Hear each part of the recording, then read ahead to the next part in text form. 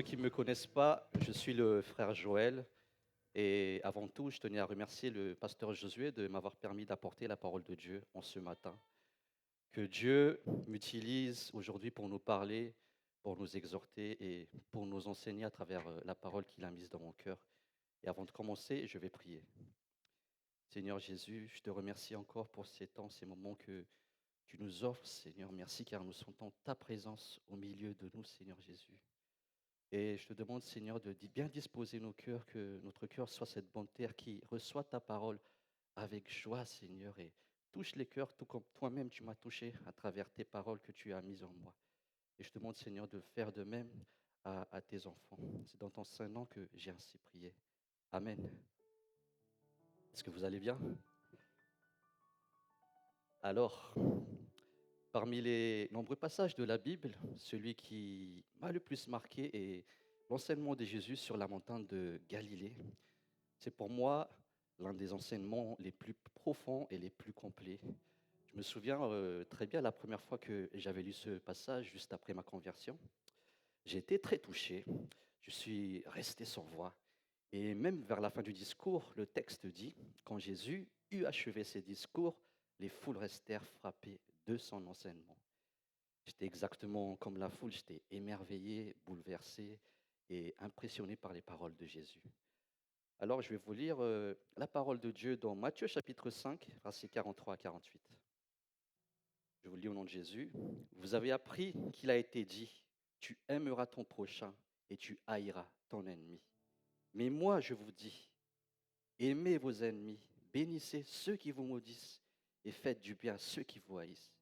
Et priez pour ceux qui vous maltraitent et qui vous persécutent, afin que vous soyez fils de votre Père qui est dans les cieux, car il fait lever son soleil sur les méchants et sur les bons. Et il fait pleuvoir sur les justes et sur les injustes. Si vous aimez ceux qui vous aiment, quelle récompense méritez-vous? Les publicains aussi n'agissent-ils pas de même?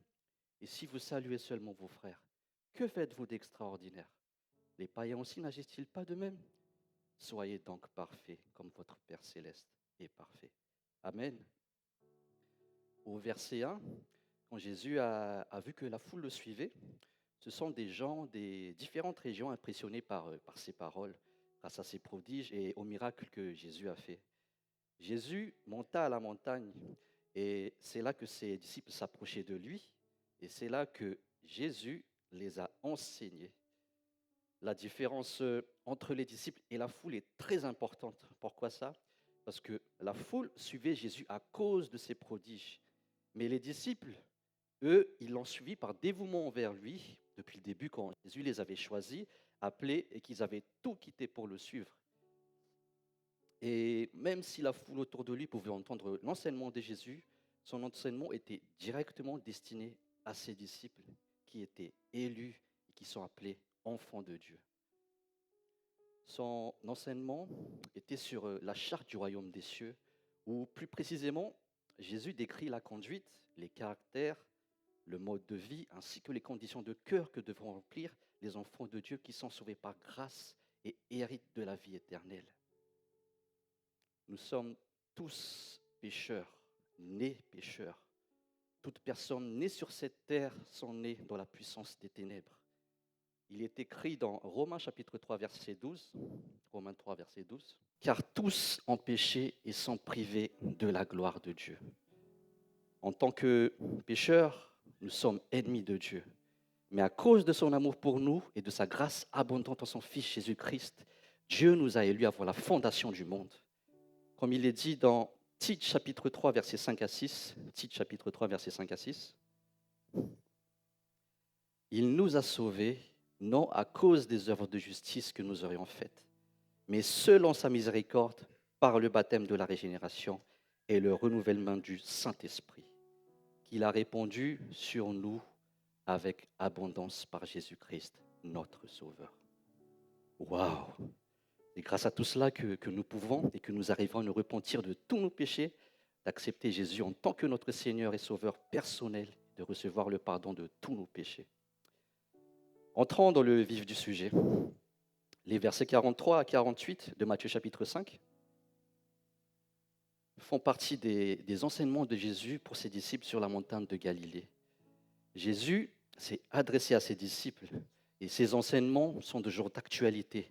Aujourd'hui, il s'adresse à nous, peuple de Dieu, la belle lumière, en tant que ses disciples, en tant qu'enfants de Dieu, et aussi à toutes les personnes qui reconnaissent et qui reconnaîtront que Jésus-Christ est leur Seigneur et Sauveur personnel. Dans ce passage, Jésus révèle à ses disciples le véritable sens de la loi et il leur enseigne la manière juste de la comprendre et de l'appliquer. Et à travers ces versets, Jésus nous montre que l'accomplissement de la loi se résume dans un seul mot, qui est l'amour. Romains chapitre 13, Paul a dit dans Romains chapitre 13, verset 8, partie B, Romains chapitre 13, verset 8, partie B, celui qui aime les autres a accompli la loi. En effet, les commandements que nous connaissons tous, tu ne commettras point d'adultère, tu ne tueras point, tu ne déroberas point, tu ne convoiteras point, et ce qu'il peut encore y avoir se résume dans cette parole. Tu aimeras ton prochain comme toi-même. Il s'agit du deuxième commandement. Le premier et le plus grand commandement, dans Matthieu chapitre 22, versets 37 à 38. Tu aimeras le Seigneur ton Dieu de tout ton cœur, de toute ton âme et de toutes tes pensées. Et le deuxième, qui lui est semblable, tu aimeras ton prochain comme toi-même. Alors, dans la continuité de ce que le pasteur David nous a partagé il y a 2 semaines, le thème de ma prédication aujourd'hui est sur le deuxième commandement, qui est aimer son prochain. La question est, qui est notre prochain? Est-ce les membres de notre famille, frères, sœurs, cousins, cousines, nos parents, etc. Est-ce les personnes qui sont dans la même église que nous? Est-ce nos amis à l'école? Est-ce nos collègues au travail? Est-ce la personne qui a la même nationalité, même race ou tout simplement même état d'esprit que nous? Et si vous avez remarqué, aujourd'hui pour le monde, un ami est quelqu'un ou une personne qui mérite de l'être, soit à cause de la relation que nous avons avec lui, ou parce que cette personne possède de bonnes qualités, un bon caractère, ou tout simplement qu'elle nous ressemble, quoi. Mais Jésus, lui, il renverse cette manière de penser. Il nous invite à une définition du prochain qui dépasse largement nos critères humains. Alors, que dit la parole de Dieu? Lorsqu'un docteur de la loi demandait à Jésus, qui est mon prochain, dans Luc chapitre 10, versets 29 à 37, passage également qu'on a lu, qui a déjà été partagé il y a 2 semaines par le pasteur David. Je ne vais pas vous le lire, mais l'histoire, c'est qu'un homme s'est fait attaquer par des brigands et le laissa à moitié mort. Un sacrificateur a vu l'homme par terre, il l'a ignoré. Un lévite est passé sur le même chemin et a vu l'homme, il l'a aussi ignoré. Mais un Samaritain est passé, il a eu compassion de l'homme et il bandait ses plaies et s'est occupé de lui. Jésus a demandé au docteur, au verset 36, lequel de ces 3 te semble avoir été le prochain de celui qui était tombé au milieu des brigands? Verset 37, c'est celui qui a exercé la miséricorde envers lui, répondit le docteur de la loi. Et Jésus lui dit, va et toi, fais de même. Cela signifie que le prochain que la loi nous ordonne d'aimer n'est pas seulement les personnes qui nous ressemblent, ni celui que nous aimons naturellement, mais toutes les personnes qui ont besoin de nous, qui ont besoin de notre aide, de notre compassion, de notre bien, et ça, peu importe qui elle est. La loi de Moïse nous le montre clairement dans Exode chapitre 23, versets 4 à 5. Exode 23. Si tu rencontres le bœuf de ton ennemi ou son âne égaré, bien fait pour lui? Non, tu le lui ramèneras. Et si tu vois l'âne de ton ennemi succombant sous sa charge et que tu hésites à le décharger, tu l'aideras à le décharger. Amen. Ici, la loi nous demande d'aimer notre ennemi, de l'aider et de lui faire du bien. Et un autre exemple, même dans Lévitique chapitre 19, versets 33 à 34. Si un étranger vient séjourner avec vous dans votre pays, vous ne l'opprimerez point. Vous traiterez l'étranger en séjour parmi vous comme un indigène du milieu de vous. Vous l'aimerez comme vous-même, car vous avez été étranger dans le pays d'Égypte. je suis l'Éternel, votre Dieu. La parole de Dieu est claire que l'amour de son prochain n'est pas ce que nous pensons, elle n'est pas ce que la majorité des personnes pensent ou croient, et elle n'est pas limitée à notre amour pour les personnes qui nous aiment ou qu'on aime. Aucun verset, aucune loi dans la Bible ne nous dit d'haïr notre ennemi. Mais Jésus, lui, il a corrigé les fausses idées sur l'enseignement de la loi de l'amour. Et il nous apprend que notre ami et notre prochain, conjonction, ne sont pas seulement les personnes qui le méritent, mais toutes les personnes qui ont besoin de notre bien et de notre aide. Et ça, peu importe qui elle est, même qu'il soit notre ennemi ou qu'il soit un étranger. Alors, quelle est la volonté de Dieu que nous devons pratiquer en tant que ses disciples, en tant que ses enfants, en tant qu'élus, en tant que filles et fils du royaume des cieux par rapport à cette loi, aimer notre prochain comme nous-mêmes? Nous allons revenir dans Matthieu chapitre 5, verset 44. Jésus dit, « Aimez vos ennemis, bénissez ceux qui vous maudissent, faites du bien à ceux qui vous haïssent et priez pour ceux qui vous maltraitent et qui vous persécutent. » Ici, le sens de l'amour que Jésus parle, il ne s'agit pas d'une affection. Il ne nous demande pas de nous attacher à nos ennemis. Et nos ennemis dont Jésus il nous parle ici, on le voit au verset 44. Ce sont les personnes qui nous maltraitent, qui nous persécutent. Et c'est très clair. Comment aimer ou avoir une affection vers des personnes qui ne nous aiment pas, qui nous ignorent ou qui nous font du mal. Mais si on ne peut avoir de l'affection vers nos ennemis, Jésus, lui, il nous ordonne de les aimer. C'est-à-dire que nos attitudes et nos actions que nous devons avoir en face de nos ennemis pour les aimer ne doivent pas dépendre de nos sentiments ou des caractères de nos ennemis. Le sens de l'amour que Jésus parle ici est différent de l'affection naturelle, mais il s'agit surtout d'un état de cœur. Un cœur bienveillant que l'on a envers nos ennemis, un cœur plein de bonté qui cherche ce qu'il y a de mieux pour eux, pour leur faire du bien. Et même si on désapprouve ce que font nos ennemis, et même si on n'a pas de l'affection pour eux, oui, Jésus, lui, nous donne l'ordre de les aimer. Cet ordre de Jésus montre que l'amour est avant tout une affaire de volonté et non de sentiment. En regardant nos ennemis avec un bon cœur, en cherchant à leur faire du bien, en les bénissant et en priant pour eux. Jésus lui-même est notre ultime exemple, cloué à la croix par toutes les personnes qui le haïssaient et qui le persécutaient. La première chose qu'il a dit, c'est de prier pour ces personnes qui étaient en train de l'exécuter. « Père, pardonne-leur car ils ne savent pas ce qu'ils font. » Alors nous ne disons pas que voilà, c'est Jésus, c'est normal, il peut le faire.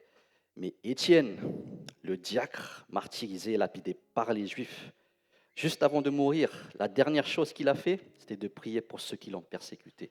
« Seigneur, ne les charge pas de ce péché. » Alors, bien-aimés, comme Jésus et Étienne, n'oublions pas, ce n'est pas nos ennemis le problème, mais nous-mêmes, notre état de cœur qui n'est pas rempli de la bonté et de l'amour de Dieu. Je le répète pour une meilleure rétention, pour une meilleure mémorisation et pour une meilleure compréhension. Bien-aimés, comme Jésus et Étienne, n'oublions pas, ce n'est pas nos ennemis le problème, mais nous-mêmes, notre état de cœur qui n'est pas rempli de la bonté et de l'amour de Dieu. Face à cela, Jésus nous donne dans le verset 45, toujours dans Matthieu chapitre 5, verset 45, le fondement, la base ou la source de cet amour pour les ennemis, et c'est Dieu lui-même. Il est écrit, afin que vous soyez fils de votre Père qui est dans les cieux. Ici, Jésus n'est pas en train d'expliquer comment devenir enfant de Dieu, car il s'adresse déjà à ses disciples, c'est-à-dire donc à nous aussi, enfants de Dieu sauvés par grâce.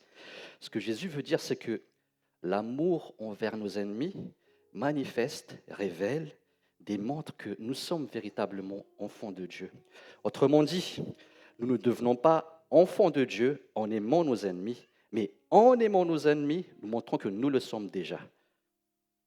Premièrement, Cela signifie que nous n'aurons jamais, par nous-mêmes, la volonté ni la force d'aimer nos ennemis si nous ne sommes pas enfants de Dieu. Car entre nous, humainement, c'est impossible. Sans la nouvelle naissance, sans le Saint-Esprit, nous n'aurons ni le vouloir ni le pouvoir d'obéir à un commandement aussi élevé. Et deuxièmement, nous ne pouvons pas nous reposer sur nos lauriers à cause de notre désobéissance à ce commandement, si nous sommes vraiment des vrais enfants de Dieu. Pourquoi ça? La raison, c'est dans Romains chapitre 5, verset 5. L'amour de Dieu est répandu dans nos cœurs par le Saint-Esprit qui nous a été donné. Cet amour de l'ennemi est une vertu qui caractérise la nature divine même de Dieu. Il ne vient pas de nos efforts, mais d'une grâce surnaturelle que Dieu a déversée dans nos cœurs par son Esprit. C'est pourquoi cet amour se manifeste chez ceux qui ont reçu la vie divine, c'est-à-dire nous qui sommes sauvés par Jésus-Christ, unis à Dieu et participants de sa nature. Et c'est cet amour de Dieu que Jésus il décrit ici. Il fait lever son soleil sur les méchants et sur les bons. Et il fait pleuvoir sur les justes et sur les injustes. C'est-à-dire qu'il a une bénédiction, une grâce commune, indépendamment du caractère ou du mérite de chacun. Dieu bénit même ceux qui le rejettent, car tout simplement il est bon. On peut voir dans Psaume 145, versets 8 et 9, quand David dit les caractères divins de Dieu, verset 8, « L'Éternel est miséricordieux et compatissant, lent à la colère et plein de bonté.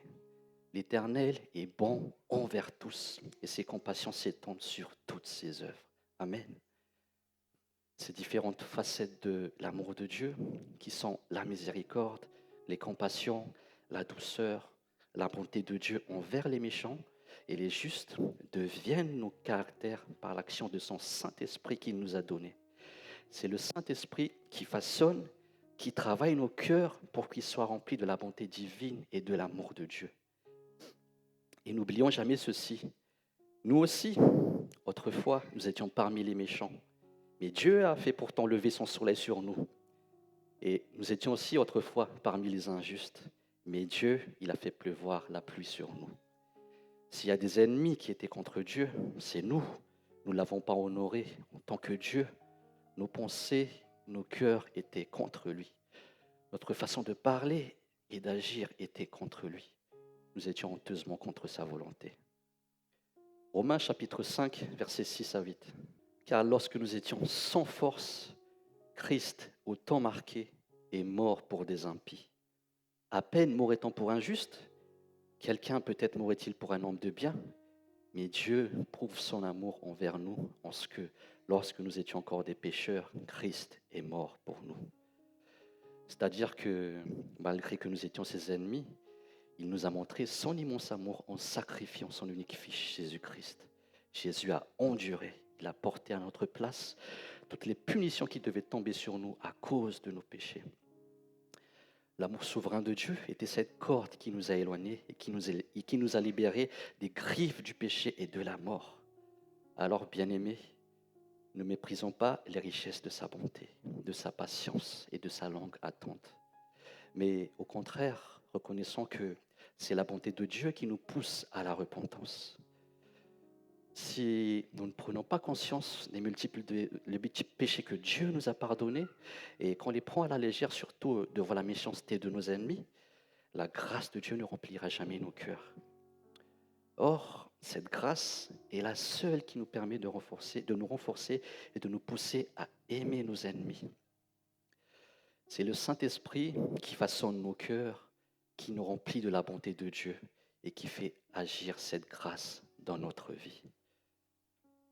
Mais si cette grâce est la base de notre amour pour nos ennemis, alors quel impact doit-elle avoir sur notre conduite et notre comportement envers eux en tant que chrétiens? On va revenir dans Matthieu chapitre 5, versets 46 à 47.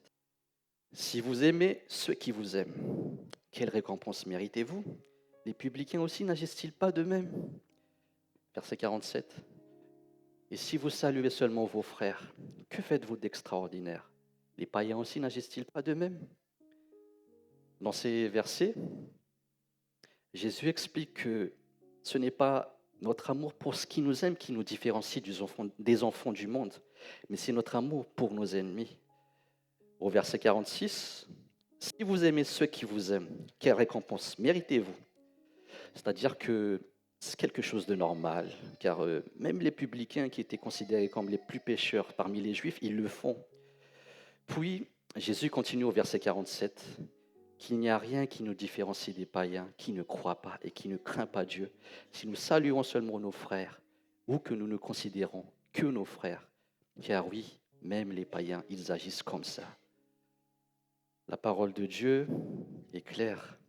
Si nous aimons nos ennemis sous l'inspiration du Saint-Esprit, opérons la grâce de Dieu dans nos cœurs, nous nous démarquons du monde, nous nous séparons du monde et nous nous manifestons vraiment comme enfants de Dieu. Dans 2 Pierre chapitre 1 verset 7, l'apôtre Pierre nous montre le niveau de la maturité spirituelle d'un chrétien. Il explique que dans notre marche avec Dieu, l'amour occupe une place centrale. D'abord, l'amour fraternel, appelé Philadelphie, nous relie à nos frères et sœurs en Christ. Mais au-dessus de cet amour fraternel, il y a l'amour agapé, l'amour véritable, l'amour du prochain. Et cet amour ne se limite pas seulement à ceux qui nous aiment ou à nos frères et sœurs, mais il inclut aussi nos ennemis. Donc, nous devons, frères et sœurs, faire attention à ne pas établir des normes qui sont comme les normes de l'amour du monde et à ce que nos témoignages ne soient pas affectés en tant qu'ambassadeurs de Christ. Mais l'effet de notre amour pour nos ennemis est que nous exprimons l'amour de Dieu dans nos relations avec les autres, de sorte qu'il est évident que nous avons quelque chose de plus que le monde. Matthieu chapitre 5, verset 48. Soyez donc parfaits comme votre Père céleste est parfait. Cela ne signifie pas que nous atteindrons la perfection dans cette vie et que nous deviendrons parfaits sans défaut. Non, au contraire, on est encore fait de chair et de sang. Nous péchons et c'est sûr, nous pécherons encore. Mais la perfection dont il est question ici, c'est la maturité spirituelle sous la conduite du Saint-Esprit qui vit en nous et qui rend le chrétien capable d'imiter Dieu, qui accorde ses bénédictions à toute personne sans partialité. Face à des disputes, aux conflits avec les autres, soyons parfaits dans la recherche de la réconciliation. Face à l'adultère, à la fornication, soyons parfaits dans la sainteté. Face au divorce, soyons totalement confiants dans notre acceptation. Face à l'adversité, soyons parfaits dans la parole que nous avons à donner. Et face à la vengeance, soyons totalement tolérants et bienveillants. Et concluons tout cela face à nos ennemis, soyons parfaits en amour. Que notre conduite de tous les jours soit en parfaite harmonie en Jésus-Christ, qui est parfait en lui-même et en caractère. À lui soit la gloire éternelle au siècle des siècles. Je vous le donne au nom de Jésus. Amen.